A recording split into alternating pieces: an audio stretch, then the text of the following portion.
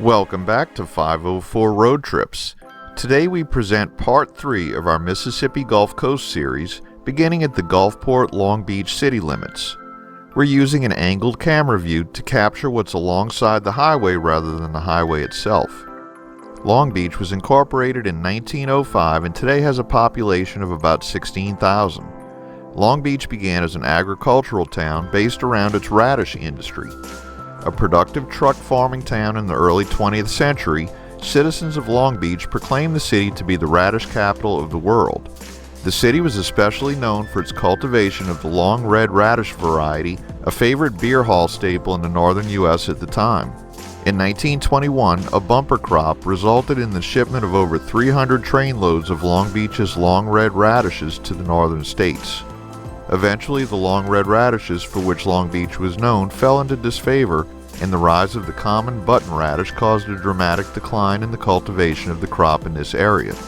As the years went on, the city moved from its agricultural heritage and moved towards tourism, with the beach and high-rise condominiums becoming increasingly popular.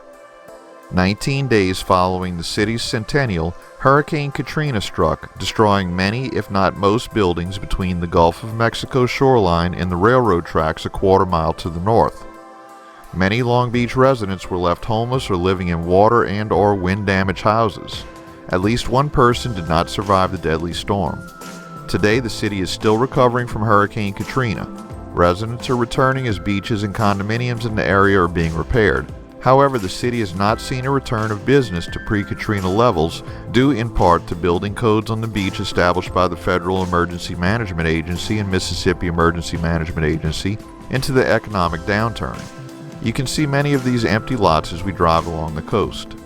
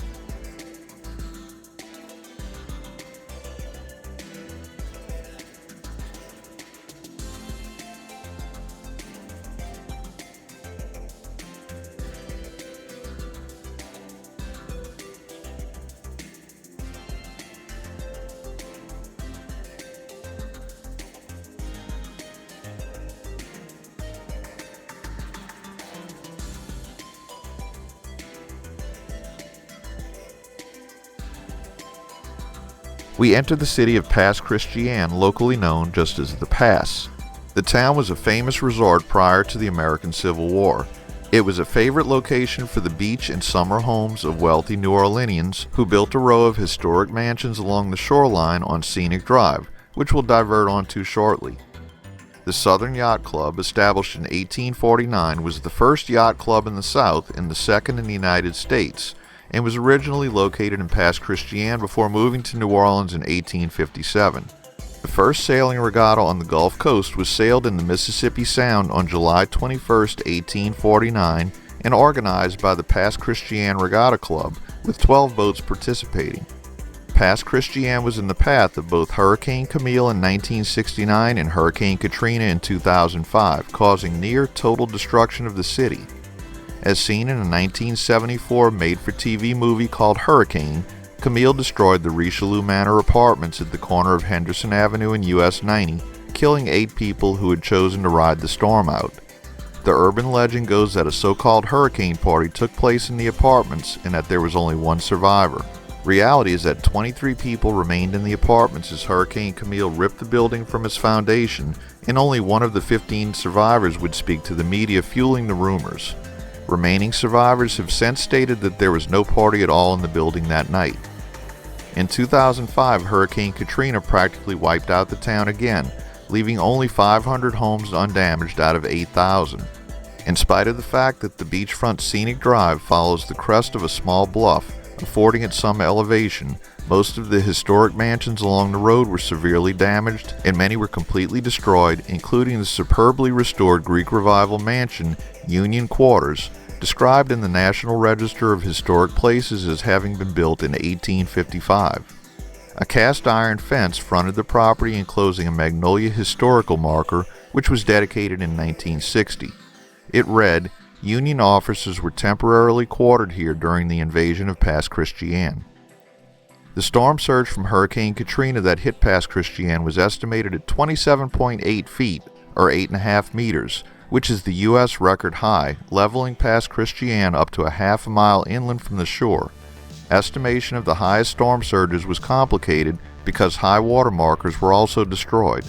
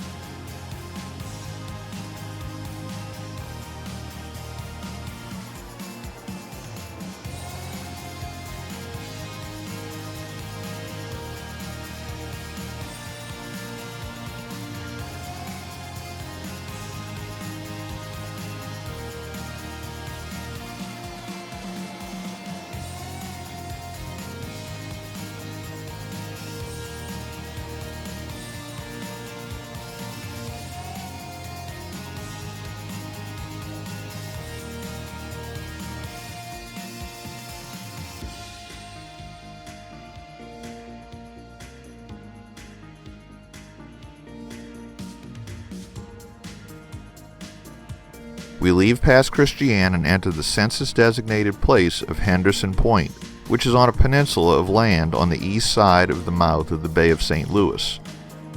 The area is named for John Henderson Sr., who owned much of the land in the early to mid-1800s. Henderson Point has secluded property near the shore along an older alignment of US-90, and to the north along the bay is a development called Pass Christian Isles. Homes in this area back up to man-made inland waterways for convenient access to the bay and Gulf of Mexico. Most of Henderson Point has resisted annexation by Pass Christian numerous times over the years and remains unincorporated. This is the last town in Harrison County before we cross the bay, and we conclude at Bayview Street. Thanks for watching. If you'd like to help support our channel, please check out our merchandise at 504roadtrips.spreadshirt.com.